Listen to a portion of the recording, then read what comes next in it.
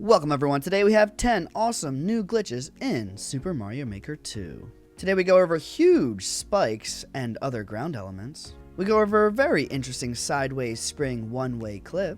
We go over an awesome grounded chain chomp situation, and much more. Without further ado, let's dive in. I believe this is another X equals glitch. The pipe right here on the left, this piranha's inside of it. It should come out of the pipe, but it does not. And this one on the right kind of just shows you that it will. This is very strange that it would be that case. Why does a piranha not come out of this pipe? Very strange. Here we have a very simple Linkos Burr setup. This thwomp is going to run at me to the right, and the Bowser is going to get pushed along with the thwomp. I am going to deploy Link's shield facing left, and it's going to make Link vibrate back and forth. Spark. So here we have Link Goes Brrrr. Very simple. Pretty cool. One of the last levels in story mode, March of the Rookie Toads. And when a rookie toad, one of these little toad guys that follows you around, when he's on top of a platform, he will actually phase through a wall as it drags you through the wall. It is really strange how that works, and then they kind of just teleport over. They do a lot of little glitchy things when they're stuck in the wall too. So it does feel like it's kind of not a glitch, but it still is kind of a glitch because they bug out and they glitch through walls and they teleport and stuff like that. I imagine they were not meant to do all of that, but they do. Look at them just teleport and walk through the wall. Yeah. As you are probably already aware, you cannot break blocks when you are Small Mario and you ground pound them. They just kind of push down a little bit. You can, however, break a block if there is a moving shell underneath it. So all I really have to do here is just ground pound this block and it will break.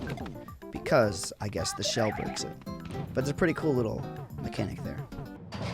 As you are well aware, the ground tiles in Airship theme tend to be quite glitchy. It tries to auto draw these circles and these breaks right here and stuff like that. If you take a red block and you drag it onto this corner though, it will glitch these things out. So notice how this is not supposed to be like that. This little tile right here under the cursor is glitched out and it's not behaving correctly. So now we're going to go over a way that we can actually create big images of the items. As you see, when I tap items like that, they grow a little bit inside of the editor. We can actually make that grow stay if we swipe off the screen very quickly after we tap this. This is very easy to do in co-op maker mode because of this start zone button right here. So I'm going to use the Luigi Joy-Con to tap the spike, and I'm going to immediately tap the S with the Mario Joy-Con. And this will snap me back to the beginning of the level. Now, I don't want to go over to it because then it will go back to normal size. I want to just start. And then when I run over to that big spike, you're going to see that the big spike is nice and big. So look at that spike. So it's not that the hitbox grows, just the image of it grows, because I can walk right through it like that. So it's kind of interesting. You can make this stick with a black hole apparently, but we're not going to do that today. This also works with semi-solids and pipes, and I guess anything that really grows when you tap it. So let's try this again with the semi-solid this time. So tap and then tap. And then I start the scene. I drag Luigi over with me. Look how big that semi-solid is compared to the other one. Same idea. I can jump on it and I can stand on it, but the image is huge. The hitbox is the same. The image is huge. Let's do this one more time with the pipe, just so that I can show you it works with everything. Tappy tappy.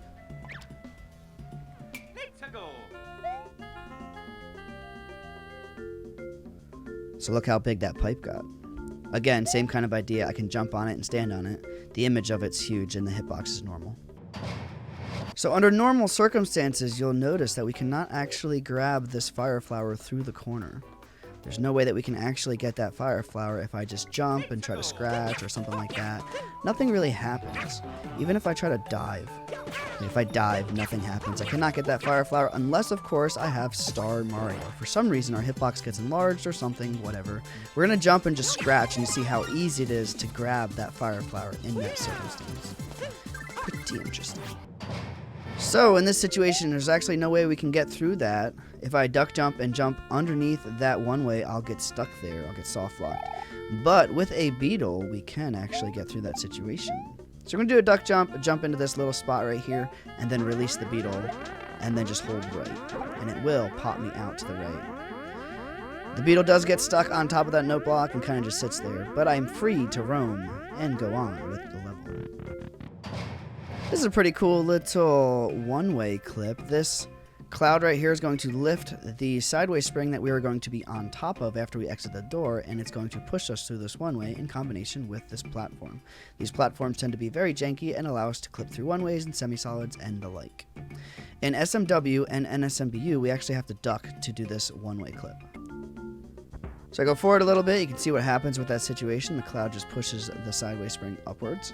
I go into the door, and I'm going to hold down. And not much else. It just kind of shoots me through that one way, which is pretty interesting. Then I can go through the door and get on with my life. In SMB3, we don't have to do anything. We can just stand there. We don't have to duck or anything like that. This also works for SMB1.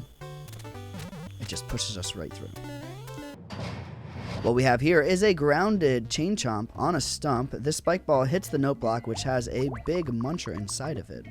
The stump is on top of a muncher that's in the ground, so it's going to despawn immediately, and this Chain Chomp is just going to kind of float to the left and not do much more. So the Chain Chomp kind of just sits over on the left like that and just sits there. It doesn't really do too much. It kind of just floats left the entire time.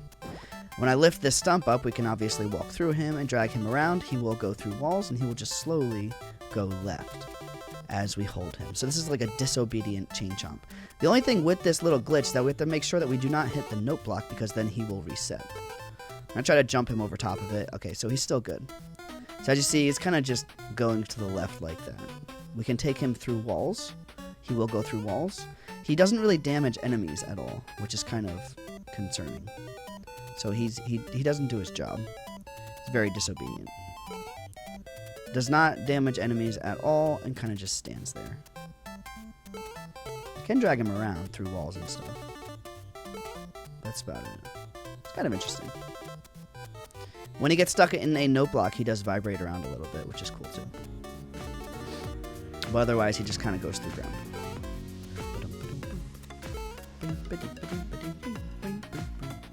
He's a disobedient dog.